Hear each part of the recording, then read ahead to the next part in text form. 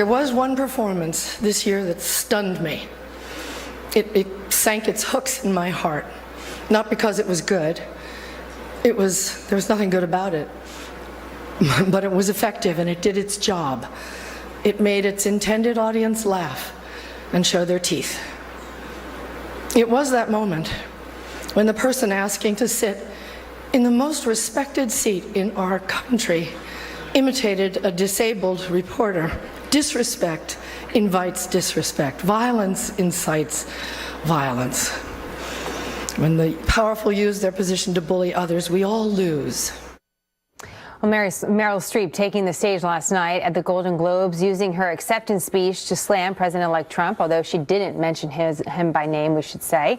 The reaction from the crowd, mostly positive. The reaction on social media, mixed. Piers Morgan, a longtime media personality, wrote a piece today, both flattering and critical of the actress, writing this: "I haven't heard such elitist snobbery since Hillary Clinton branded Trump supporters a basket of deplorables." Is this deplorables take two? Let's bring in Brad Blakeman, the former deputy assistant to President George W. Bush, and Leslie Marshall, syndicated radio host and Fox News contributor. Leslie, is it deplorables take two, 2.0?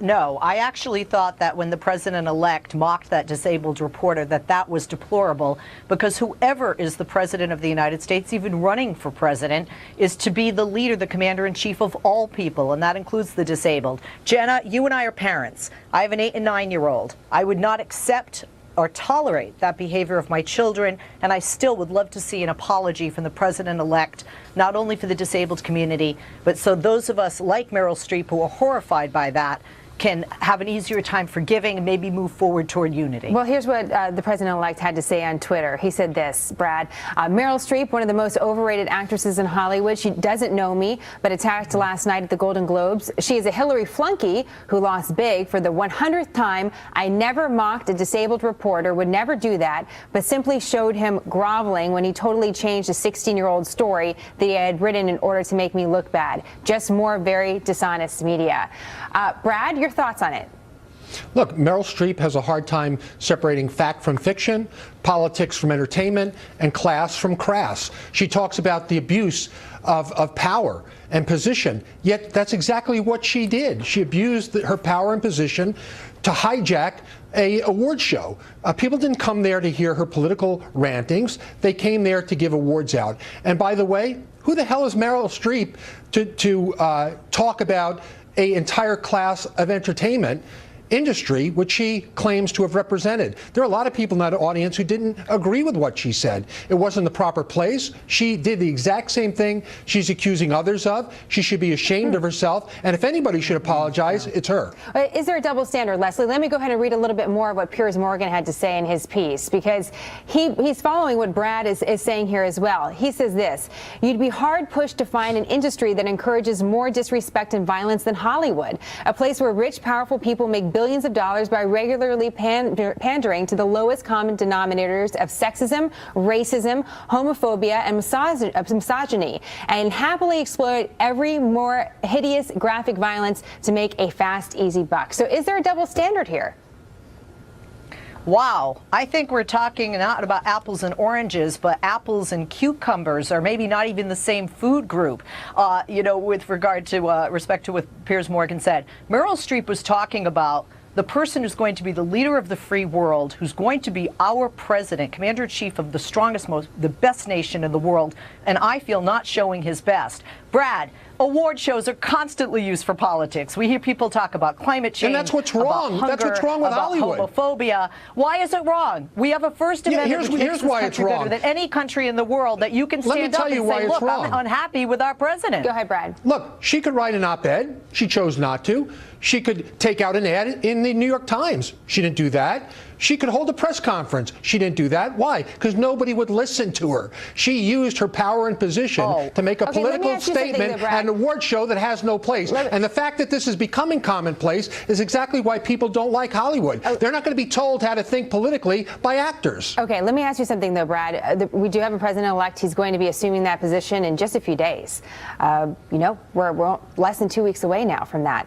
Do you think it's appropriate that he responded? Your point's well taken about whether or not this was the right time or place for Meryl Streep to make this sort of pronouncement.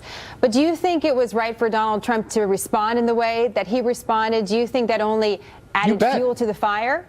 No, he's Donald Trump. If you didn't know anything about Donald Trump, he's not going to be taken advantage of. He's not going to be disparaged. He's going to give it back exactly the way it's given to him. That's why people like him. He's not the typical politician, and he's not going to be taken advantage of, especially by people in Hollywood. That's the #1 target for Donald Trump, and people seem to like it. Let me ask you something, Leslie, about just where we go from here, because the conversations tend to be looking a lot back, right? We're looking back at a situation that Donald Trump did in 2015. He says he wasn't making fun of the reporter. Others think he was. If you take a look at the map, but let's just take a look at the map and what happened with the election. This is one of the conversations that continues to come up about whether or not you have these people in power. And I say these people in general, we're talking about Hollywood, or those in power as the elitists in positions of power on either side of the coast, trying to lecture people in the middle of the country and thinking that the folks that supported Donald Trump are 100% supporters of everything he said and not voters that were anti-Hillary Clinton or anti-Barack Obama. Because there was a comment in there by Meryl Streep about those that were showing their teeth, that he was making them show their teeth. And that was generalizing, obviously, a wide swath of the country. So what does it tell us about where the conversation's going forward instead of backwards? A lot of great points there, Jenna. You know, when somebody falls down, slips on a banana peel, there are two things that happen. There are groups of people that laugh and groups of people that help that person up. And not that everyone who voted for Donald Trump would be the one laughing at the mocking of the reporter. But I think it's terrible that there are some amongst us that have done that. And I think that those who voted for Donald Trump for the economy or to bring jobs back need to be more vocal. I think that we need to have conversations in order to go forward. But I think strong leaders lead by example. And I, for one, would respect our president-elect more if he stood up and said, look, and owned it. I mocked that man, and that was wrong. I was forgetting that I wasn't on a reality show. I'm going to be president of this country for all disabled as well. Please forgive me. Let's move forward. Let's unite. I would respect him more for that than pretending that the video that we've all seen did not happen and doesn't exist. Quick final thought from you, Brad. Hollywood is a town of hypocrites. They talk about global warming and they fly around in private jets. They don't like walls, yet they have the highest walls to prevent people from even looking at their property. They hate guns, yet they're surrounded by gun toters. It's a town of hypocrites, and they're being called out for it, and the American people are not going to stand for it anymore. It was interesting. Donald Trump had a meeting with the head of LVMH, which is a big company, owns all sorts of brands like Dior and Louis Vuitton, Marc Jacobs, and the like. And there are a lot in Hollywood that say they don't want to support Mr. Trump. So it's interesting to see this meeting a day after the Golden Globes. This is Jack Ma, by the way, the head of Alibaba, a different company. But I thought that was a really interesting meeting just to take place after such a big event with Hollywood. And one wonders if the Hollywood actors and actresses says they weren't going to wear Dior or Louis Vuitton, what would happen? That would be a complete chaos. We'll see. That could be a next segment. Leslie, Brad, great to have you both. Thank you very much. Thanks.